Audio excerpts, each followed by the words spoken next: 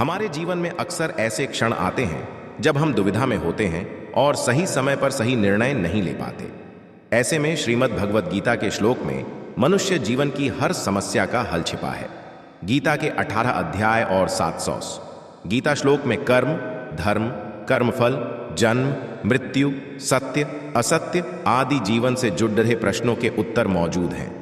आपके लिए भगवद गीता 30 उपदेश इस वीडियो में हम कुछ महत्वपूर्ण लेकर आए हैं जिनसे आप प्रेरणा ले सकते हैं। श्रीमद् भागवत गीता, जिसको हम गीता के नाम से जानते हैं, वह 700 श्लोक का एक हिंदू लेख है जो महान युद्ध महाभारत का ही एक हिस्सा है। यह दरअसल महान पांडव राजकुमार अर्जुन और उनको रास्ता दिखाने वाले भगवान श्री कृष्ण के बीच में हुई बातचीत का भाग है।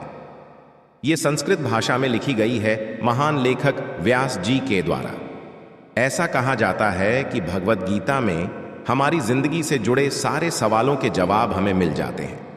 अगर आपको अपनी जिंदगी में कोई दुख हो या कोई परेशानी हो या आप किसी ऐसे रास्ते में फंस गए हैं जिसके 2 मार्ग और आपको समझ नहीं आ रहा आपको कौन सा रास्ता चुनना चाहिए, तो आप भगवद गीता पढ़ लीजिए।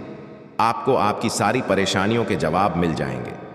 भगवद गीता का उपदेश सुनते ही या पढ़ते ही आपकी सारी परेशानियां एकदम से हल हो जाएंगी और आप बहुत शांत महसूस करेंगे।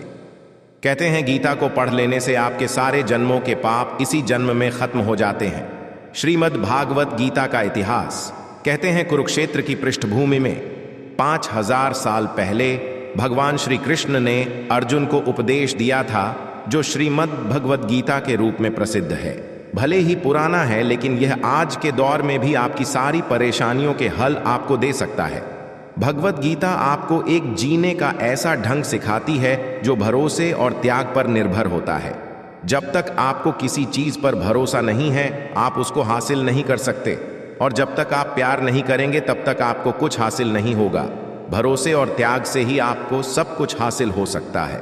गीता में श्री कृष्ण ने अर्जुन को यह बता कि वह भगवान विष्णु के अवतार हैं। भगवद गीता में बताया है जीवन का अर्थ क्या है।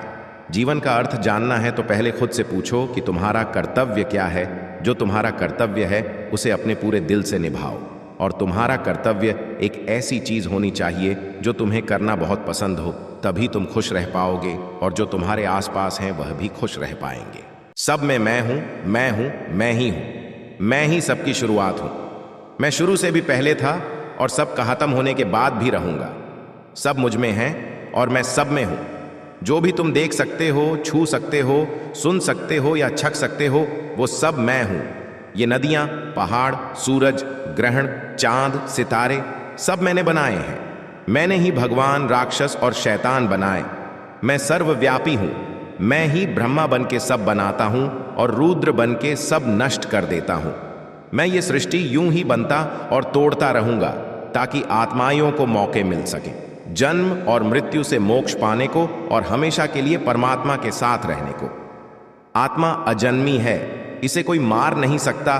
भगवान कृष्ण ने अर्जुन को संदेश दिया कि आत्मा को कोई जला नहीं सकता, डूबा नहीं सकता और न ही काट सकता है, लेकिन आत्मा को परमात्मा के साथ हमेशा रहने के लिए यह परीक्षा रूपी जीवन में बैठना ही पड़ेगा। इस परीक्षा के लिए परमात्मा से बिछड़ के आत्मा को पृथ्वी पर किसी न किसी रूप में जन्म लेना पड़ता है। 88 करोड़ जूनियों को जीने और भोगने के बाद एक आत्मा को मनुष्य का शरीर और दिमाग मिलता है। हर आत्मा को अपने अंदर के तामसिक और राजसिक अवगुणों से निकल के सात्विक जीवन में प्रवेश करने के मौके मिलते हैं। हमारे तामसिक गुण वो हैं जो हमारे अंदर हीन भावना पैदा करके हमें खुद को उदास और नुकसान पहुंचाते हैं। हमारे राजसिक गुण हमें लालची और ईर्ष्यालु बना के दूसरों के प्रति नुकसान पहुंचा सकते हैं। इस जीवन की परीक्षा में सबको अपने तामसिक और राजसिक गुणों को परित्याग करके अपने सात्विक गुणों से परिचित होना पड़ेगा। सात्विक गुण वो हैं जो आत्मा को अपने आसपास की हर चीज से जोड़ दें और उन्हें प्यार करना सिखाएं। धर्म वही है जो धारण किया हुआ है, जिसे आपका दिल मानता है, जैसे झूठ नहीं बोलना, चोरी नहीं करनी, भगवान का निरादर नहीं करना, दूसरों को नुकसान नहीं देना। हर आत्मा को अपने जीवन काल में हर समय धर्म का पालन करना होगा और धर्म की रक्षा करनी होगी। हर मनुष्य के अंदर काम, क्रोध, लोभ, मोह, अहंकार और ईर्ष्या जैसी भावनाएं हमें अपने और दूसरों के प्रति नुकसान पहुंचा सकती हैं। इन भावनाओं को मनुष्य को हमेशा अपने नियंत्रण में रखना होगा, क्योंकि इनके बहाव में किया गया कोई भी काम हमारी जीवन भर की परेशानी का कारण बन सकता है। हमारी इच्छाएं ही मूल कारण हैं हमारा पृथ्वी पर वापस आने का। इस परीक्षा रूपी जीवन में हर मनुष्य हर समय कुछ इच्छाएं रखता है।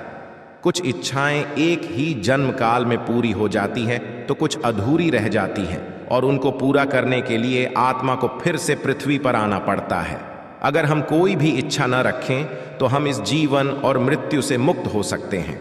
तुम खाली हाथ आए थे और तुम खाली हाथ चले जाओगे। परीक्षा का समय खत्म होते ही आत्मा शरीर और अन्य सब वस्तुओं का त्याग कर देती है। जो भी संसार में रहकर बनाया वो अब किसी और का होगा और आत्मा अपने कर्मों के फैसले के लिए चली जाती है। अपने अच्छे कर्मों के लिए आत्मा कुछ समय के लिए स्वर्ग और बुरे कर्मों के लिए नरक में चली जाती है।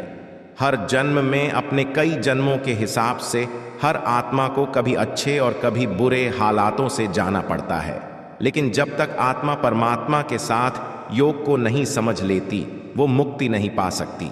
शिक्षा और ज्ञान उसी को मिलता है जिसमें जिज्ञासा होती है। अगर आप किसी का आदर करते हो और विनम्रता से उससे सवाल पूछते हो तो आपको ज्ञान मिलता है। ज्ञान लेने के लिए सबसे जरूरी है सवाल पूछना। जब तक सवाल नहीं पूछोगे तब तक कोई ध्यान नहीं देगा। किताबों में लिखी और सुनी बातों पर भी तर्क करना जरूरी है। सुख दुख का आना और चले जाना सर्दी गर्मी के आने जाने के समान है। खुशी सबकी चाहिए, लेकिन पता किसी किसी को है कि कहुशी पानी कैसे है। भगवत गीता में लिखा है कि न सुख ज्यादा देर टिकता है और न दुख, ये मौसम की तरह बदलते रहते हैं। इन्हें सहना सीखना चाहिए। मनुष्य अपने शरीर दिमाग या दिल से भगवान को पा सकता है। शरीर द्वारा किए कर्मों के माध्यम से परमात्मा को पाने को कर्मयोग कहते हैं। ऐसे कर्म जो परमात्मा की इच्छा से हों और दूसरों के कल्याण के लिए हों।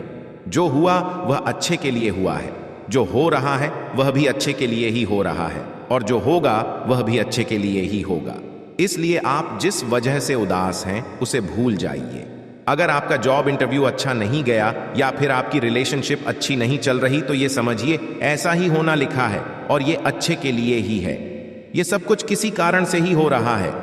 आपको भविष्य के बारे में चिंता करने की आवश्यकता नहीं है, न ही आपको अतीत पर ध्यान देना चाहिए। आपके पास केवल वर्तमान पर नियंत्रण है, इसलिए इसे पूरी तरह से जिएं। कर्म करो, फल की चिंता मत करो। भगवत गीता में कहा गया है कि कर्म करते जाओ लेकिन फल की चिंता कभी मत करो। आज हम केवल पैसे के लिए, बेहतर घर, कार और सुरक्षित भविष्य के लिए काम कर रहे हैं। अगर हमें भविष्य में ऐसा नहीं मिलता तो दुख होना लाजमी है। इसलिए काम करते रहें और बदले में कुछ भी उम्मीद न करें। जो लोग दिमाग को नियंत्रित नहीं करते वह उनके लिए एक दुश्मन की तरह काम करता है। अपने मन पर नियंत्रण रखना अत्यधिक आवश्यक है। अगर आप अपने मन पर नियंत्रण नहीं करते तो आपका ही मन आपके लिए शत्रु का काम करेगा। आत्मा न तो पैदा होती है और न ही वह मरती है। भय और चिंता हमारे दो दुश्मन हैं। जब हमारे भीतर एक डर पैदा हो जाता है तो हम कुछ भी हासिल नहीं कर सकते। ये डर हमारे सपनों और महत्वाकांक्षाओं को मारता है। निडर बनिए। निडर व्यक्ति को कोई नहीं रोक सकता। इसी प्रकार मृत्यु का डर भी बेतुका है, क्योंकि आत्माएं मरती नहीं। मनुष्य अपने विश्वास से बनता है। जैसा वह मानता है वैसे ही वह बन जाता है। आपकी जिंदगी में चाहे कैसा भी समय चल रहा है, आपको हमेशा खुद पर विश्वास रखना चाहिए। समय कितना भी बुरा हो, अगर आपको अपने ऊपर विश्वास है तो वो बाधा भी दूर हो जाएगी। जो लोग दिमाग को नियंत्रित नहीं करते वह उनके लिए एक दुश्मन की तरह काम करता है। सबसे ज्यादा कठिन है अपने मन को नियंत्रित करना। ये मन बहुत चंचल है। अगर आपका अपने मन पर नियंत्रण है तो आपका अपने ऊपर नियंत्रण है। अगर आपका खुद का मन नियंत्रण में नहीं होगा तो वो आपके लिए आपके दुश्मन की तरह ही काम करेगा। सदैव संदेह करने वाले व्यक्ति को प्रसन्नता ना इस लोक में मिलती है ना ही कहीं और। शक ऐसी चीज है जिसकी वजह से कभी भी किसी को खुशी नहीं मिलती। इसलिए कभी भी किसी पर संदेह मत करो। वासना, क्रोध और लोभ नरक के 3 द्वार हैं। प्रेम, सहिष्णुता और निस्वार्थता को अपने जीवन में लाना चाहिए। अपना अनिवार्य कर्तव्य निभाएं, क्योंकि कर्म करना वास्तव में कर्म न करने से बेहतर है। ये मन ही है जो किसी का मित्र और किसी का शत्रु होता है। एक महान व्यक्ति द्वारा जो भी कार्य किया जाता है, आम आदमी उसके नक्शे एकदम पर चलता है, और जो भी मानक वह अपने कार्य द्वारा निर्धारित करता है, उन्हें सारी दुनिया अपनाती है। जो पैदा हुआ है उसकी मृत्यु भी निश्चित है, जैसे जो मृत है उनके लिए जन्म। इसलिए जिसे बदल नहीं सकते उसके लिए शोक मत करो। निस्वार्थ सेवा के माध्यम से आप हमेशा फलदायी रहेंगे और अपनी इच्छाओं की पूर्ति पाएंगे। जब ध्यान में महारत हासिल होती है तो मन एक हवा रहित स्थान पर दीपक की लौ की तरह अटूट होता है। हमें अपने लक्ष्य से बाधाओं ने नहीं, बल्कि एक ऐसे आसान रास्ते ने रोका है जिस पर कोई लक्ष्य ही नहीं। जिन्होंने आपके साथ बुरा किया उनको माफ करके, और जिनका आपने बुरा किया उनसे माफी मांग के मुक्ति पाई जा सकती है। जब तक आत्मा इन चारों दरवाजों धर्म, काम, अर्थ और मोक्ष को समझ नहीं लेती, तब तक आत्मा को बार बार इस मनुष्य रूप में आना ही पड़ेगा। भगवत गीता में एक बहुत अच्छी सीख दी गई है। इसमें बताया गया है कि जो होता है अच्छे के लिए होता है, और जो हुआ है वह भी अच्छे के लिए ही हुआ है, और जो होने वाला है वह भी अच्छे के लिए ही होगा। बिना कारण इस दुनिया में कोई भी चीज नहीं होती है। हर चीज का एक कारण होता है, और जो भी कारण होता है वह हमेशा हमारे अच्छे के लिए ही होता है। इसमें यह भी बोला कि आप रोते क्यों हैं? क्या आपने कुछ खोया है? आप कुछ खो ही नहीं सकते, क्योंकि आप अपने संग इस दुनिया में ऐसा कुछ लाते ही नहीं है जो आप खो दें। आज आपके पास जो भी है वह सब भगवान का दिया है, और आप जो भी ग्रहण करेंगे वह भी भगवान का ही होगा, और आप उसे भगवान को समर्पित कर देंगे। आप इस धरती पर खाली हाथ आए थे और खाली हाथ ही जाएंगे, तो फिर किस बात के शिकवे गिले। भगवत गीता में ऐसी और भी बहुत अच्छी सीख दी गई है जिंदगी जीने के लिए। ये मानना महान वैज्ञानिक और आविष्कार अल्बर्ट आइंस्टीन का भी है। यदि आप भगवत गीता पढ़ते हैं तो आपका मन बहुत शांत हो जाएगा, और आप अपने जीवन को सफल और सुखी तरीके से जी पाएंगे। आखिरी शब्द, हम उम्मीद करते हैं आपको इन ऊपर दिए गए भगवत गीता 30 उपदेश से कुछ प्रेरणा मिलेगी। आप भ्रम की स्थिति से बाहर निकलेंगे और अपन जीवन में बेहतर निर्णय ले सकेंगे। इन भगवत गीता 30 उपदेश को अपने दोस्तों और चाहने वालों के साथ भी साझा करें, ताकि उनकी मुश्किलों का भी हल हो सके। धन्यवाद।